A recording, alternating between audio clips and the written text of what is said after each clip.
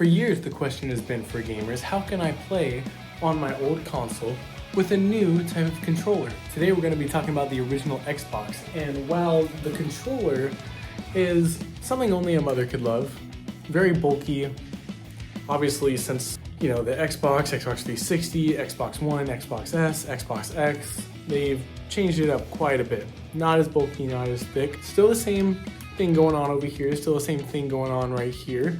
They definitely got rid of these two buttons. The only time you'll ever use these buttons is on an Xbox, and it's the most unnecessary buttons ever. Of course, they played their part in whatever game you were playing. It was just inconvenient to have to remember which one it was, because when you play on a controller, for most gamers, you get the memory down of like what button is which. You don't want to look down and see, oh, which one's the white, which one's the black. But disregarding all that, I actually like this controller. I like the 360 much more, and I like the newest one, the Series X controllers, much more.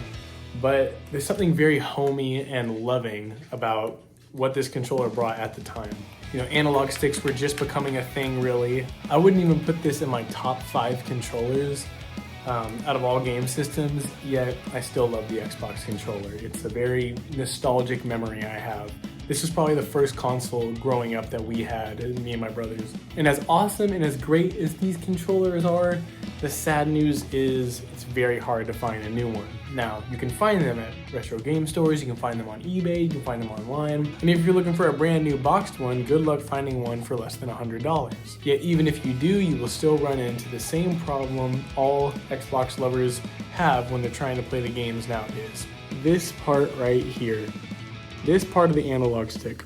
Really, it's all around the analog stick, both of them, but mainly these bottom parts right here. After a long time of pressing forward and back and side to side, you will see that there will be wear and tear on the lips of the analog stick. I guess you could replace the analog sticks, is that even an option? But that seems like something nobody would want to go through. But that classic Xbox symbol right in the middle, who could forget it? Who would want to leave it? But it gets painful. After playing games for a long time and, the analog sticks are run down and you're pushing around with your thumbs on the analog sticks, it does eventually get painful. It feels like, you're pushing on sharp edges here. So what is the backup plan for a modern day tragedy such as this? Well, today I got the Warden new Xbox controller. It is specifically only for the old Xbox, original Xbox. And from the cover, it seems the layout is the exact same. So let's open this guy up and see if it can live up to the standards of the original Xbox controller.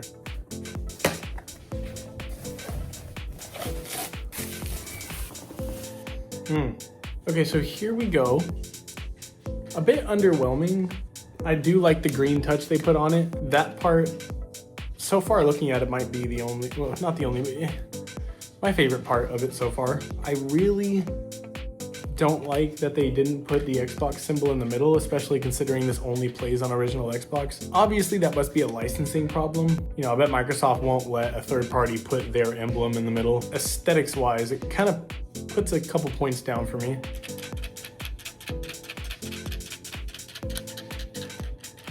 Definitely not the most well put together controller. You can hear something rattling around in there. Let's put it with the original. Let's see if you can hear anything.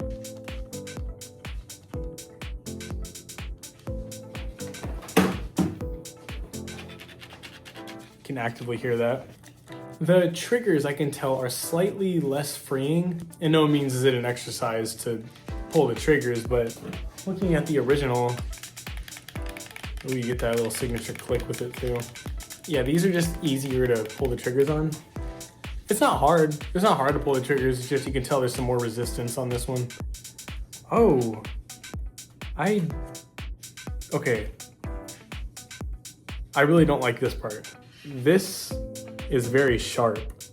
I want to say it may just be this one that I bought, but this is really sharp right here. Like doing this, I can't really feel it, but if I were to like move my left hand around on this part, you can definitely feel the sharp edge. When it comes to controllers, you're definitely going for comfort, and that is not the most comfortable feature to a controller. I could scratch an itch with this fucking edge. To point out the obvious though, it does have the memory card expansion packs. Do they work? Probably, I'm not sure, I don't have a memory pack. But yeah, looks like the exact same port. I'll bet they work. Damn, that edge is like really kind of killing this thing for me. I got Doom 3 in my Xbox right now. Let's plug it up and see just how good this modern controller works on an original Xbox.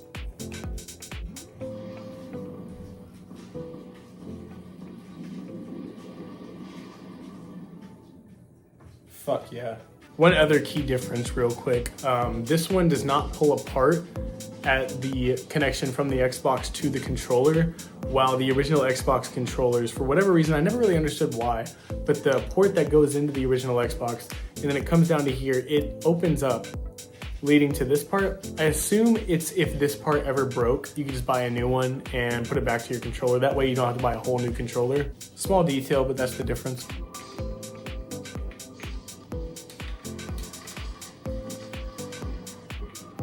Holy fuck, I just died. That has nothing to do with this controller, I just sucked at that part. I will say it is noticeable if you're trying to push down on the right analog stick on an original controller. Notice how you can't really hear anything. On this one though, it makes that clickety-clacky sound for some reason.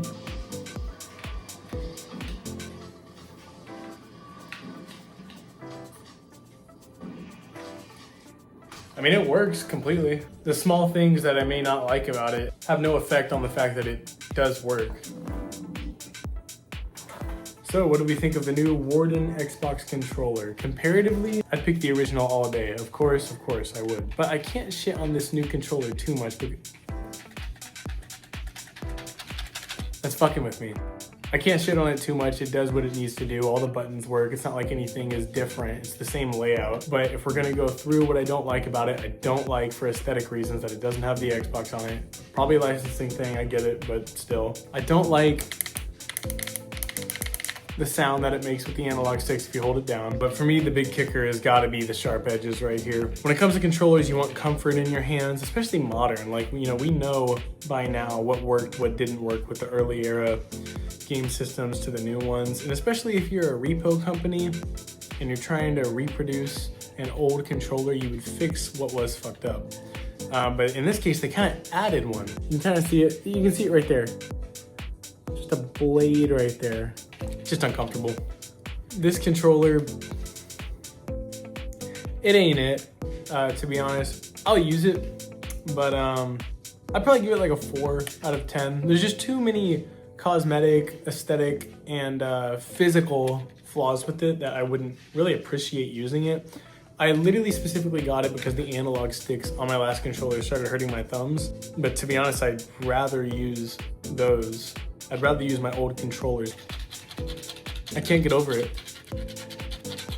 I just can't get over that sound. Now on another note, for another retro console, the PS2, a modern controller for it, which is Retro Fighters Defender. This is one of the best controllers I have ever used in my life, comparing two new consoles. Now this is native to PS1, PS2. I use this one for my PS2 all the time. This is the best controller of a third-party modern invention I've ever seen. Fucking amazing controller. All right guys, I hope you enjoyed the video. That is my rundown of the Warden controller for the original Xbox. Twitch link is in the description if y'all ever want to see me play retro to modern games. And like and subscribe to see more videos like this. I'll catch y'all on the next one. Later guys.